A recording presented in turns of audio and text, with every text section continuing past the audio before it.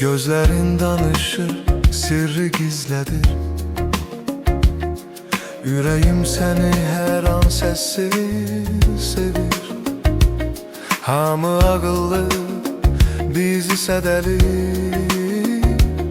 Başlayır hikaye, iki deli. İki deli, biri sen biri mən. Balaca qardaşınım, sevgim tektir sen. Dünya başlayanda ruh ekizi biz. Dünya sonuna kadar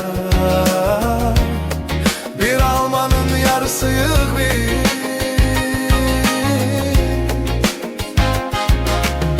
Gizli bakışlarda gizlenir sözler. Kalbin penceresini açır bu gözler. Elimi tutanda dayanır zaman. Sevgi deli olur, başlar her an. İki deli, biri sen biri mən. Balaca qardaşınım, sevgim tektir sen. Dünya başlayanda ruh ekizi biz. Dünya sonuna kadar bir almanın yarısıyıq biz.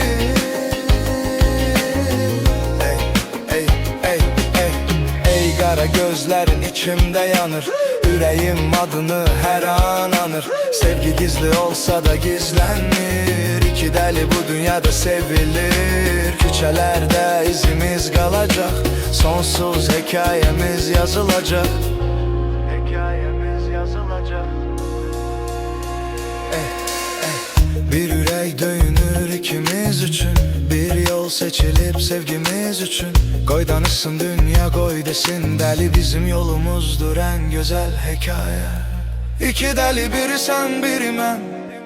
Balaca qardaşınım, sevgim tektir sen. Dünya başlayanda ruh ekizi biz. Dünya sonuna kadar bir almanın yarısıyıq biz. İki deli, biri sen biri mən. Balaca qardaşınım, sevgim tektir sen. Dünya başlayanda ruh ekizi biz. Dünya sonuna kadar bir almanın yarısıyıq biz. Hamı ağıllı, bizi sedeli. Sen ve mən iki deli.